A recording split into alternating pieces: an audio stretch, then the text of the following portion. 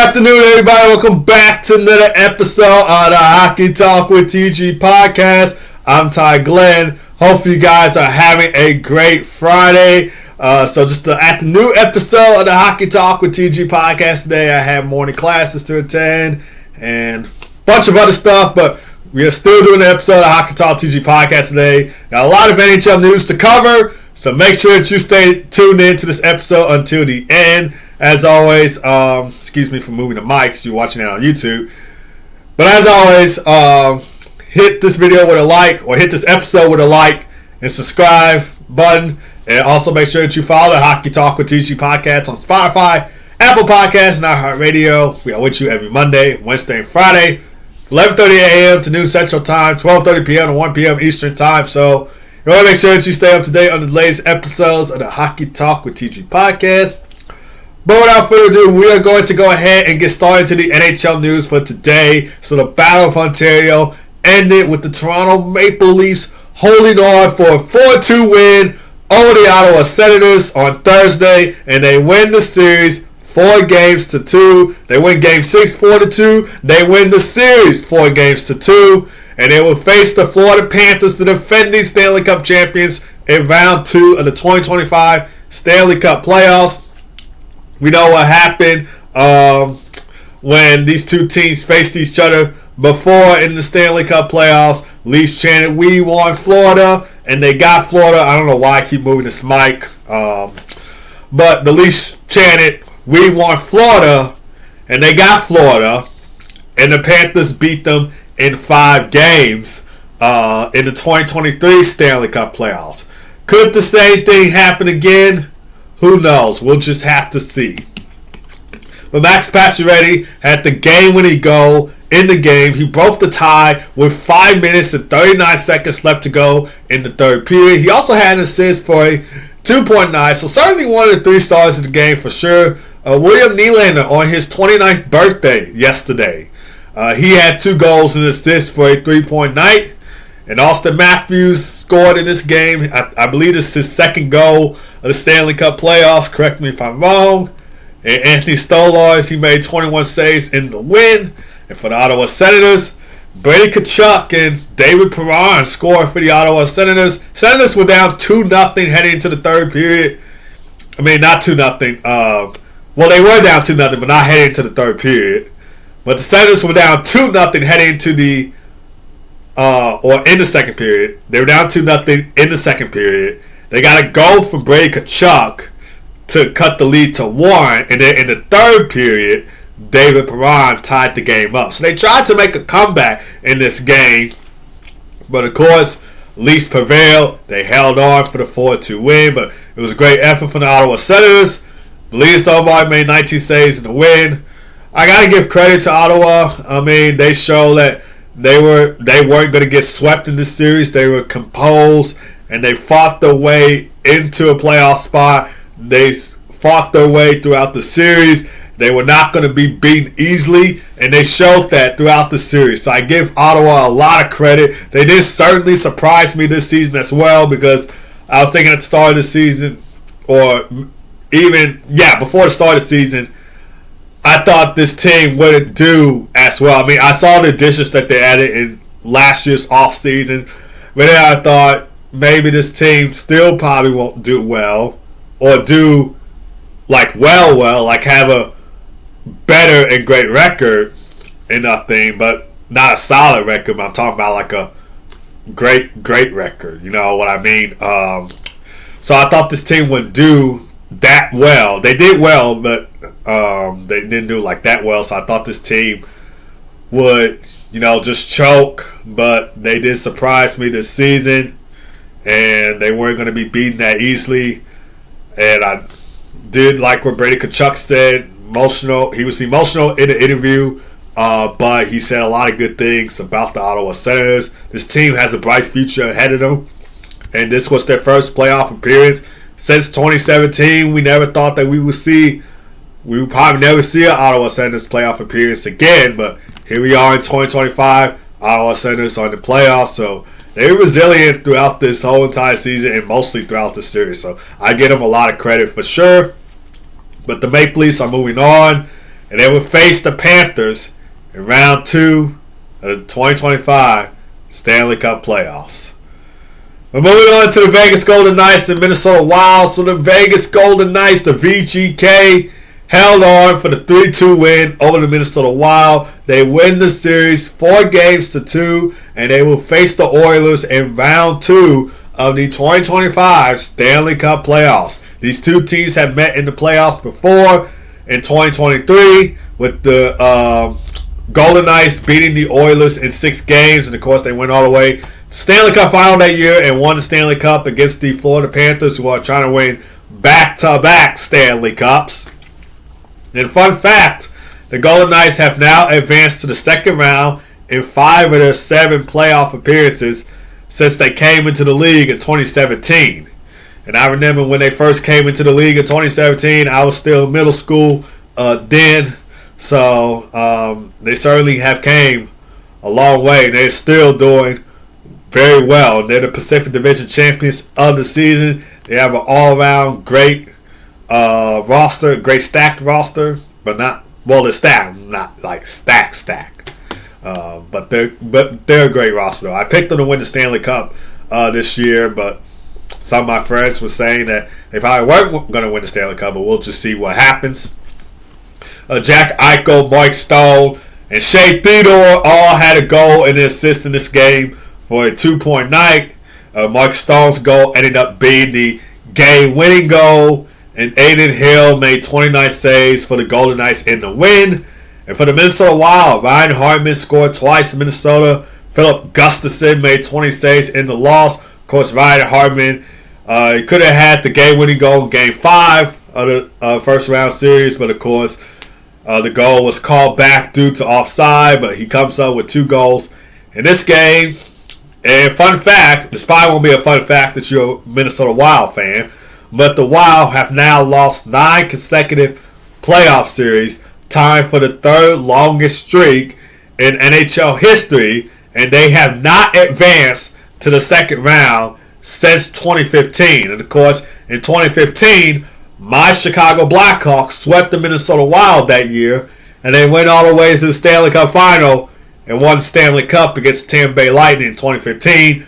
Hoping we can win another Stanley Cup soon with the young roster that we have, but yeah, we'll just have to see what happens come next season. But anyway, Minnesota Wild, of course, another team that's had a hard-fought battle into a playoff spot. They got a playoff spot in the wild card. And also, I would have loved to see Marc-Andre Fleury start at least one of these games, but he did make an appearance in Game 5 when Philip Gustafson went down with an injury, so he did play half of Game 5. So, yeah, but we're going to miss the Flower. This is the final season of Marc-Andre Fleury, and best of luck on his retirement. But before we go ahead and go into the next topic, let's just talk about the career of Marc-Andre Fleury, since, you know, this is his final season. So, of course, he was drafted first overall in the 2003 NHL draft by the Pittsburgh Penguins. And he played 1,051 regular season games, ranking second all-time among goaltenders. Martin Brodeur is first with 1,266, and Marc-Andre Fleury did grow up watching Martin Brodeur, the 2 Quebec Montreal natives right there. And Marc-Andre Fleury, he played 21 seasons in the NHL, and in his 21 seasons, he had a 575, 339, and 2 record with a 2.60 goals against average and a .912 save percentage and 76 shutouts with the Pittsburgh Penguins, the Vegas Golden Knights, the Chicago Blackhawks, and the Minnesota Wild. And he's 92-75 in 170 Stanley Cup playoff games. And his 92 victories are tied with Grant Fuhr for 3rd all-time. But on the NHL's record website, you look there, it places him 4th place. But, you know, he's actually tied for 3rd place. First is Patrick Roy with 151 wins. Second is Martin Brodeur with 113 wins. And then, of course, you got Grant Fuhr, Marc-Andre Fleury with 92 playoff wins. So, again, Martin Brodeur, Patrick Roy, Marc-Andre Fleury, both Quebec natives. I think Marc-Andre Fleury also grew up watching Patrick Roy as well. So in some elite company right there. And Marc-Andre Fleury is also a 3-time Stanley Cup champion with the Pittsburgh Penguins, winning the Stanley Cup in 2009, 2016, and 2017. Of course, one thing I remember from the 2009 Stanley Cup run is his last-minute save. I didn't know who was the player that he made a save on, but I remember the last-minute save that he made, that Marc-Andre Fleury made on one of the Red Wings players. Horn sounded. Penguins win their first Stanley Cup since 1992. So that will be one moment I remember from Marc-Andre Fleury. And then when he was on the Vegas Golden Knights, when the Golden Knights were facing the Toronto Maple Leafs, he made an unbelievable save. So the puck was, I don't know if you guys know what I'm talking about, but when he was with the Vegas Golden Knights, he made an unbelievable save against the Toronto Maple Leafs. So the puck looked like he was going to the net. Marc-Andre Fleury looked back, and he made an unbelievable glove save before the puck went into the net. I don't know, like I said, I don't know if you guys know what I'm talking about, but that clip is on YouTube. Just type in Marc-Andre Fleury save versus Maple Leafs. You'll find the clip. One of the Maple Leafs players was going to put the puck in the net. Marc-Andre Fleury looked back, and he made an unbelievable glove save. That'll be another memory I'll have for Marc-Andre Fleury. And he's also 2021 Vezina Trophy winner, M. Jennings Trophy winner. I didn't know if he won that award with us when he was on the Chicago Blackhawks. I don't think he did, but I'll probably have to look that up for myself as soon as I get done publishing this episode. And like I said, when I was talking about the Wild and Golden Knights Game 6 game, Marc-Andre Fleury did play Game 5 because Philip Gustafson was out with an illness, or he left the game due to illness. And even though the Wild were eliminated from the playoffs, Marc-Andre Fleury received an emotional farewell from his teammates, opponents, and fans. And also throughout the regular season as well, I remember the Pittsburgh Penguins put it on a great tribute for Marc-Andre Fleury. The Montreal Canadiens, because he's from Montreal, even though he didn't play with the Canadiens, but because he's from Montreal, I think the Canadiens gave him a little tribute as well. So you have all these NHL teams coming together, and even his childhood team, Montreal Canadiens. I should say the NHL teams that he's played for, and his childhood team, the Montreal Canadiens, honoring him, giving him a tribute. And Marc-Andre Fleury, he's had an illustrious career, a lot of accolades, a lot of accomplishments in his career. No doubt in mind, he is going to the Hockey Hall of Fame. He could possibly go to the Hockey Hall of Fame this summer. And if not this summer, then we know for sure that he's going to the Hockey Hall of Fame no matter what year he gets inducted. He is a Hall of Famer. Moving on to Game 6 of the Colorado Avalanche and Dallas Stars. So the Colorado Avalanche, they stay alive, and they force the Game 7 back in Dallas with a 7-4 win over the Dallas Stars at home on Thursday. The series tied up at 3. Got a Game 7 in Dallas Saturday night. Valeri Nichushkin scored twice in this game. He had the game-tying goal early in the third period. Nathan MacKinnon had the game-winning goal with 10:56 left to go in the third period. And it was kind of a fluky, bouncy type odd kind of goal. And the reason why I said that was because the puck went off of Colin Blackwell's shoulder and into the net. So he was credited for the goal. Like I said, a fluky, bouncy, odd kind of goal right there. But he was credited for the goal because it went off, because he was the last player to touch the puck. And even though it went off of Dallas Stars defenseman, not defenseman, forward, Nathan MacKinnon was the last one to touch the puck. And so he was credited for the goal. Jake Armstrong tried to make a glove save on it, but he was unable to. So it went off of Colin Blackwell's shoulder into the net. Nathan MacKinnon gets credit for the goal. And Nathan MacKinnon said that he was, quote unquote, super lucky that he got the goal. And he hopes to get more of those lucky bounces in Game 7 on Saturday night. Cale Makar, who is a nominee for the Ted Lindsay Award and Norris Trophy, he had a goal and 2 assists for a 3-point night. Marty Natchez had a goal and assist for a 2-point night. And Arturi Lehkonen and Josh Manson scored for Colorado. Josh Manson's goal was an empty netter. And Mackenzie Blackwood made 22 saves in the win. And for the Dallas Stars, Mikko Rantanen had a goal and 3 assists for 4.9. I'm sorry I paused there because I had to forget that Mikko Rantanen is not on the Colorado Avalanche anymore. I was gonna say another Dallas Stars player at first, but then I had to remember Mikko Rantanen is not part of the Avalanche anymore. So I almost said that Mikko Rantanen had a 4.9 for the Colorado Avalanche, but I had to remember he's not on the Avalanche anymore. But he had a goal and 3 assists for 4.9 for the Dallas Stars against his former team. Rope Hintz, he also had a 4.9, getting 2 goals and 2 assists.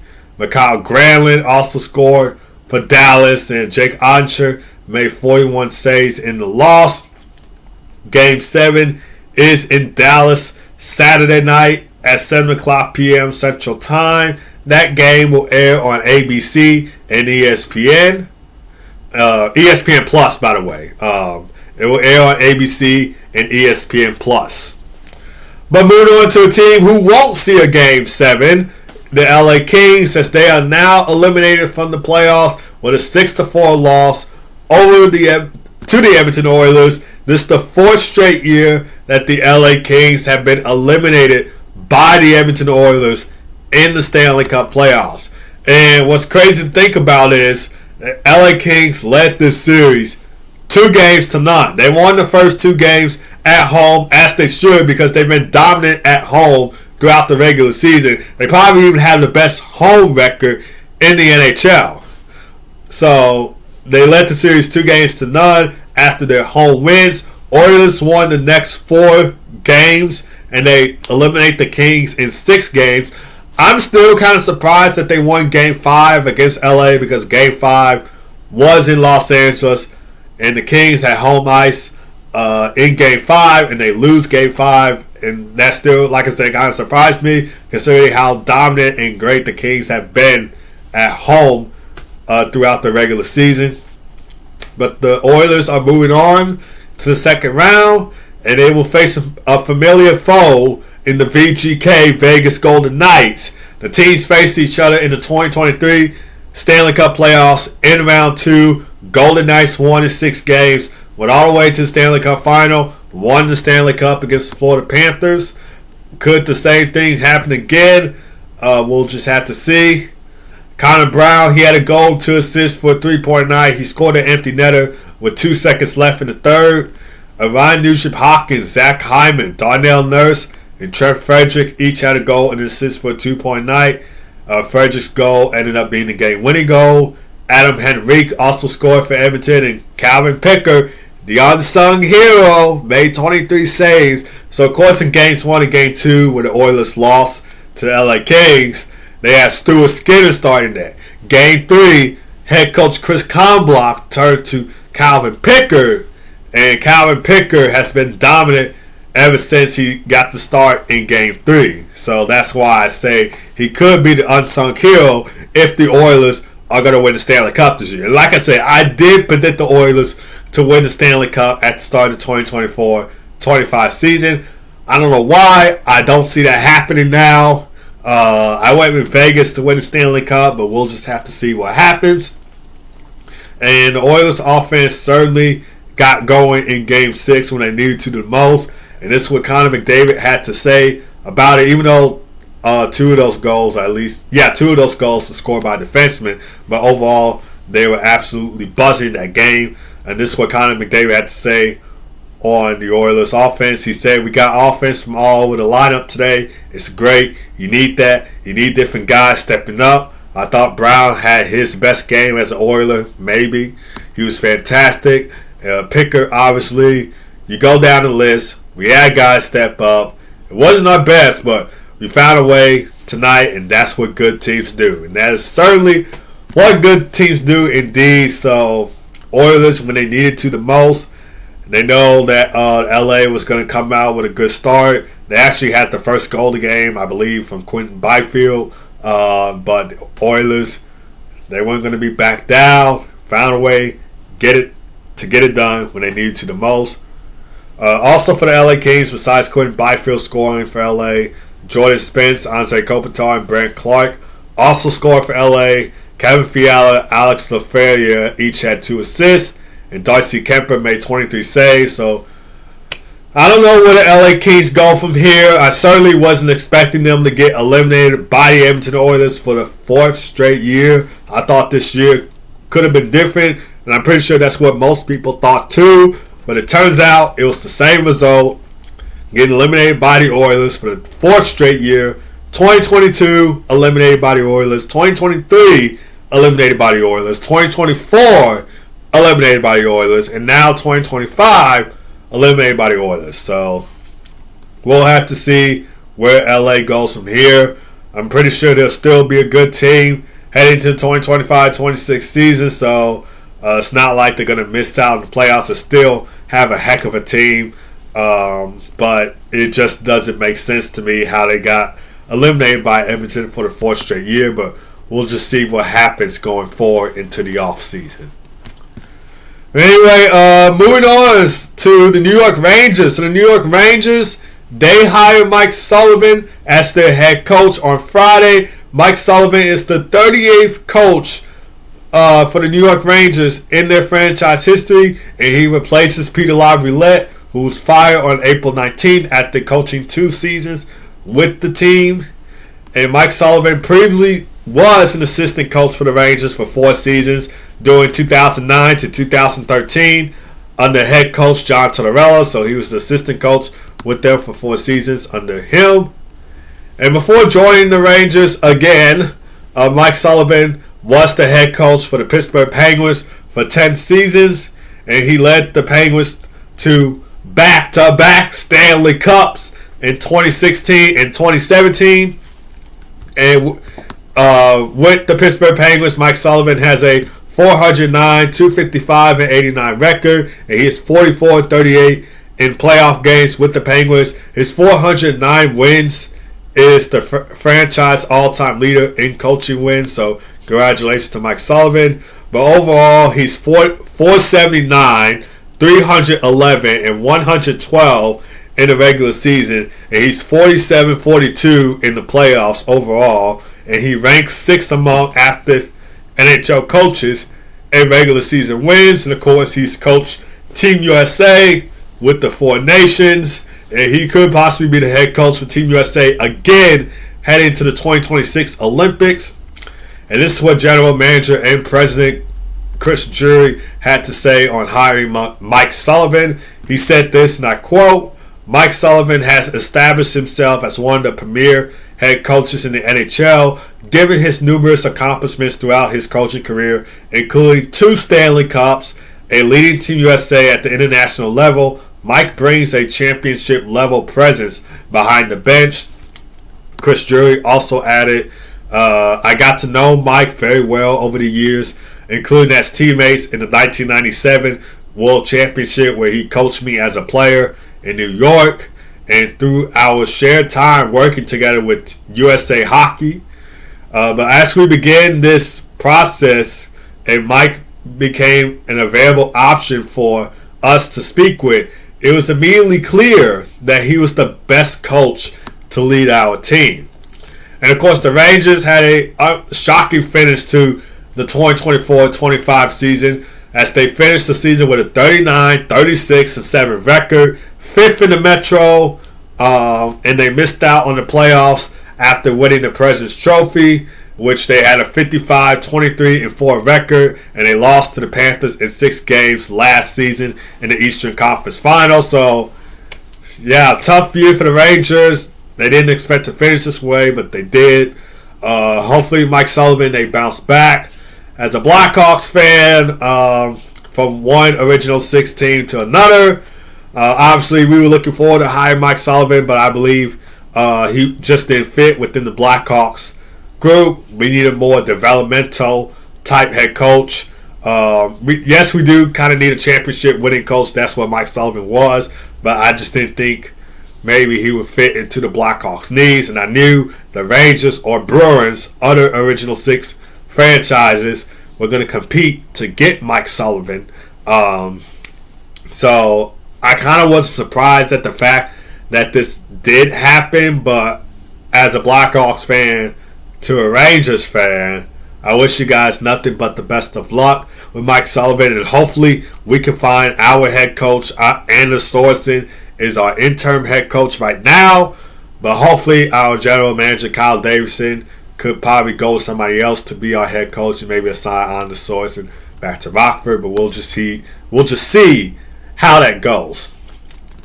But anyway, Stanley Cup Playoff Games on the slate for today. There's only one Stanley Cup Playoff game on the slate, and that is Game 6 of the Winnipeg Jets and St. Louis Blues at 7 o'clock p.m. Central Time. This will air on TNT, True TV, and HBO Max. The Jets lead this best-of-7 series 3-2. Game 7, if the Blues can somehow win Game 6 tonight, Game 7 will be on Monday at 6 o'clock p.m. Central Time. But we'll just have to see. Do the Jets get it done tonight? Or do the Blues remain perfect at home and force a Game 7 back in Winnipeg on Monday? We'll just have to see. But, yeah, that's going to do it for this episode of the Hockey Talk with TG podcast. Thank you guys for tuning in as always. Really do appreciate it. I may put out an episode tomorrow for Saturday because we do have some NHL award finalists to announce. But I'll probably say that for Saturday's episode of the Hockey Talk TG podcast if I do an episode for Saturday. But I will keep you guys up to date as always. But hope you guys have a great rest of your day. God first as always. Be blessed. If I don't do an episode Saturday, I will see you guys Monday for another episode of the Hockey Talk with TG podcast. Take care.